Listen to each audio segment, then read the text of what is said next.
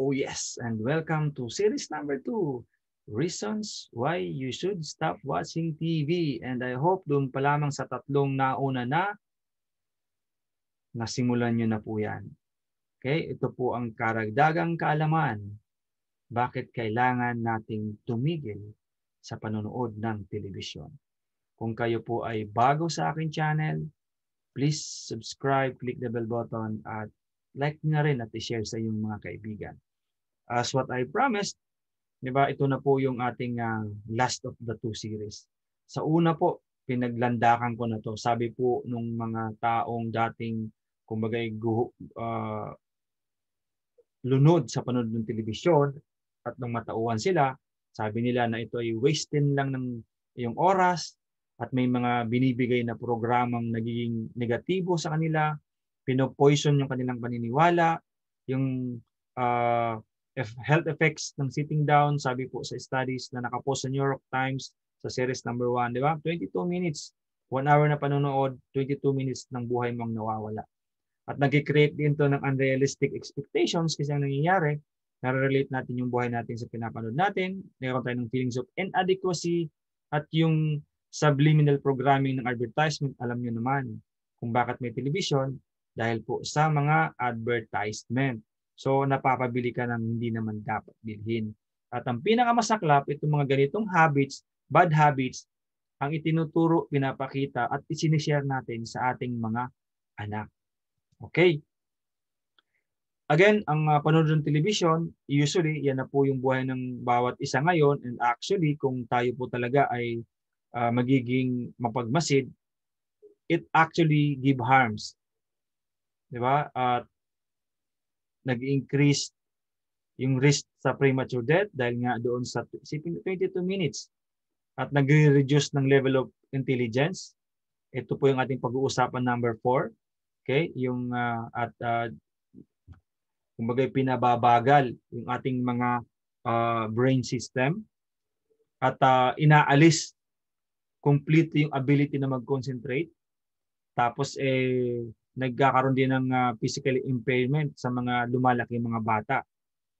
Diba? At ito yung pinakamasaklap na hindi nakikita at hindi tinuturo. Ang mga batang ito nagkakaroon ng posibilidad ng neurodegenerative brain disorders tulad ng ADHD. So kaya naman, di ba, ang hirap. So kung tayong mga magulang, dapat magsimula sa atin. Stop watching TV. On top of that, ang TV ay isang very addictive na habits. Okay? To proceed po natin. So ito po yung pinangako ko, number 4. TV slows down your brain activity. Kung paano naman po yan po ang ating pag-uusapan. How it's work. Okay, so yan po. Paano ang ginagawa ng TV sa ating mga brain functions? Okay. TV reduces your ability to think critically. Sabi dyan, kapag nanonood ka ng TV, di ba, nasuswitch ang ating kumbaga activity ng brain mula sa left side papunta sa right side. So yung left side kasi ng bahagi ng ating mind, yung po yung responsible sa logical thought at critical analysis. So isipin nyo na lang, pag nag-shift po yan mula sa left patungo sa kanan, nawawala yung logical thought mo at yung critical analysis. So nawawala yung critically pag-analyze sa mga dumarating na information. Okay? At ang nangyayari, di ba, yung ating pong right side ay mga emotional responses. Oh, di ba? Isipin nyo yon. Kaya naman, sabi dyan sa studies, nandiyan po yung link, di ba, na itong TV, ang ginagawa nito, di ba, nagbibigay ng inaccurate at unrealistic view of reality. So kung patuloy po kayong nanonood at addictive sa television, di ba, sa pamitan ng panonood nyo, na may nakukuha kayong inaccurate and unrealistic point of reality. Okay? Kaya, ayan po, subscribe po kayo. Again, nasabi ko po ito, it's an addictive habit. So again, ano po bang addiction? It's about psychological. So mahirap po yun. Kasi sa panonood po ng television, sabi po sa pag-aaral, ito po ay nakapag-release ng chemicals na nagbibigay sa atin ng feeling good. Ito isang uri ng endorphins, isang sedative, di ba? Na kung saan, okay, so panonood, I'm feeling good. So mahirap po yun. So yun po yung nakaka-program sa ating mga mindset. Napakahirap po niyan. Di ba? Kaya, di ba, pag nanood ng TV, yung mga bata nagwawala. At yung ating panonood ng telenovela, kay serye, di ba? Walang humpay. At yun nga, pag kayo po ay nanonood ng TV, ang mind nyo nakafocus sa TV, nire-reduce nito ang brain activity.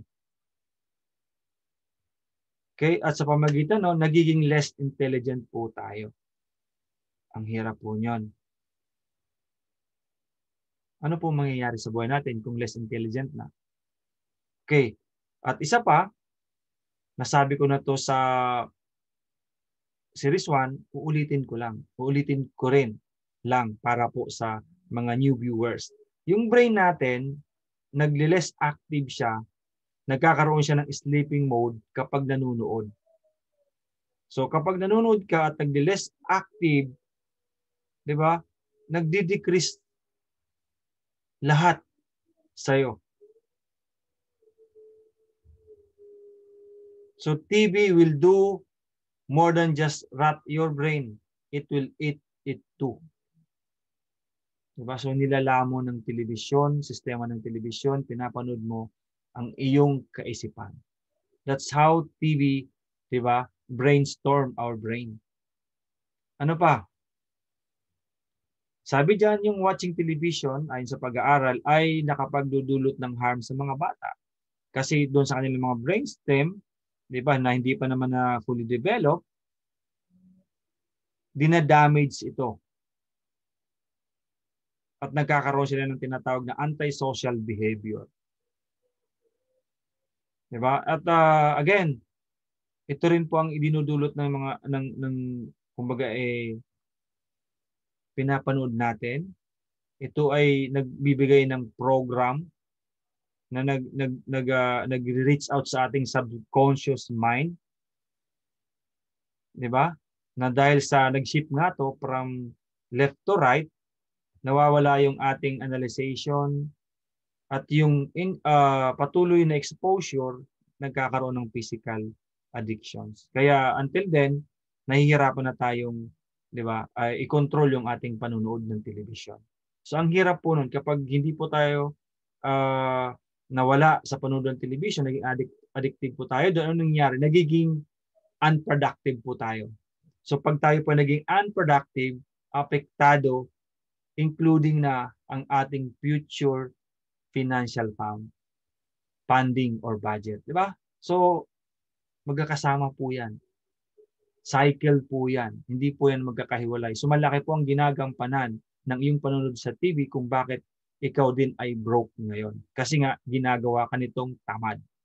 And you are wasting your time. So, television may have more control over your life than you realize. Diyan po papasok yung tinatawag na subliminal message, yung mga hidden suggestions ng mga advertisements. Di ba?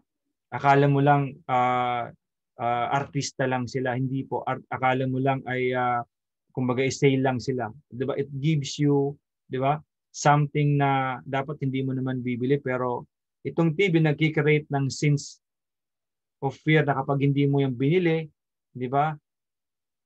Hindi ka na katulad nila. And number 5, reasons why you should stop watching TV, di ba?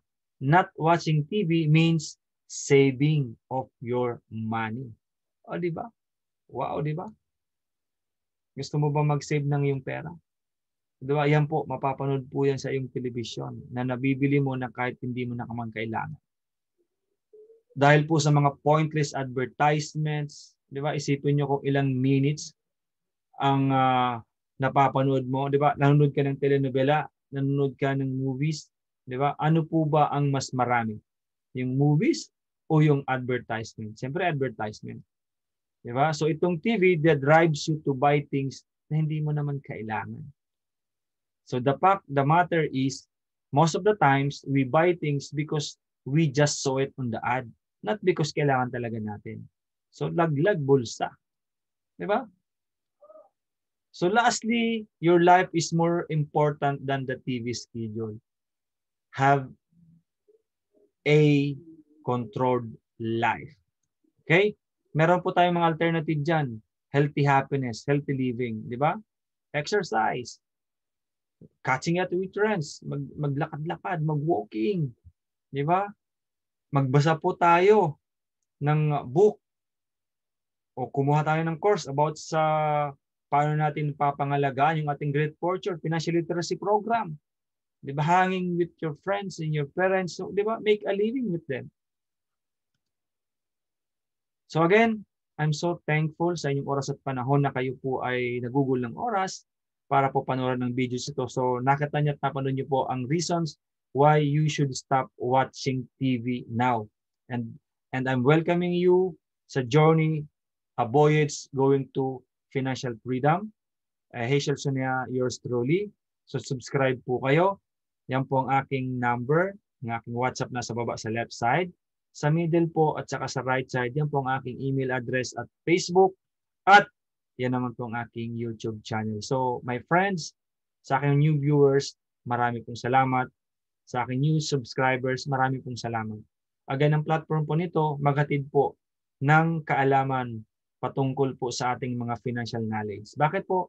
Kasi po, financial ignorance makes us poor and financial education bridges to financial freedom. So ito, hindi natin alam, di ba? Hindi natin namamalayan. Pero ang laki po pala talaga ng impact at nawawala sa atin hindi lamang oras, kundi pera, panahon, at katawan, kalusugan dahil po sa panood ng television. So stop wasting your time